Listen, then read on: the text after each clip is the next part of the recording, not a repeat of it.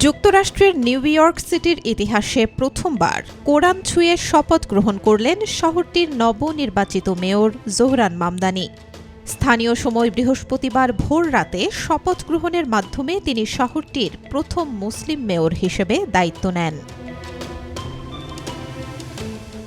নিজেকে গণতান্ত্রিক সমাজতন্ত্রী পরিচয় দেয়া মামদানি শপথ নেন পরিত্যক্ত একটি সাবওয়ে স্টেশনে। শপথ পড়ান নিউ ইয়র্কের অ্যাটর্নি জেনারেল লেটিশিয়া জেমস, সঙ্গে ছিলেন স্ত্রী রামা দুয়াজি। শপথ গ্রহণের পর মামদানি বলেন, এটি সত্যিই তার জীবনের সবচেয়ে বড় সম্মান ও সৌভাগ্যের মুহূর্ত।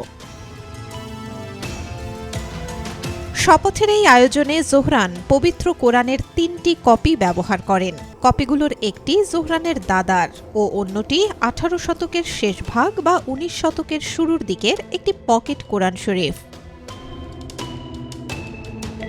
নিউ ইয়র্কে এর আগের মেয়রদের প্রায় সবাই পবিত্র বাইবেল হাতে শপথ নিয়েছেন। তবে ফেডারেল, স্টেট বা সিটির সংবিধান অনুযায়ী শপথের জন্য কোনো নির্দিষ্ট ধর্মগ্রন্থ ব্যবহার করার প্রয়োজন নেই।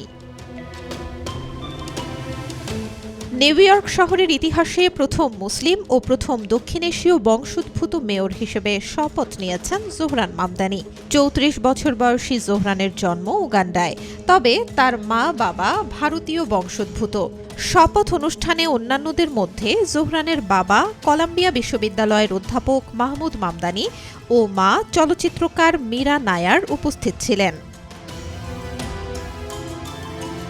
বৃহস্পতিবার বড় পরিসরে একটি অভিষেক অনুষ্ঠানেও পবিত্র কোরআন ছুঁয়ে শপথ নেবেন তিনি। ৮০ লাখ মানুষের শহর নিউ ইয়র্কে কেউ আশা নিয়ে, কেউ শঙ্কা নিয়ে তাকিয়ে আছেন এই নবনির্বাচিত নেতার দিকে, যাকে অনেকেই ভবিষ্যৎ নিউ ইয়র্কের ব্যবস্থা ভাঙার মেয়র হিসেবে দেখছেন। ৩৪ বছর বয়সী সাবেক এই আইন প্রণেতা তার নির্বাচনী প্রচারে বাসা ভাড়া কমানো, বিনামূল্যে বাস সুবিধা ও শিশু পরিচর্যার প্রতিশ্রুতি দিয়েছেন। জীবনযাত্রার ব্যয় কমানোর প্রতিশ্রুতি দিয়েই তিনি ব্যাপক জনপ্রিয়তা অর্জন করেন।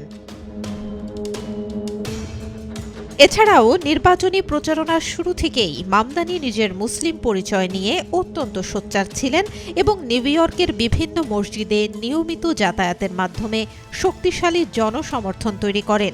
তার এই সাফল্যে প্রথমবারের মতো ভোট দেয়া দক্ষিণ এশীয় ও মুসলিম ভোটারদের এক বিশাল ভূমিকা ছিল।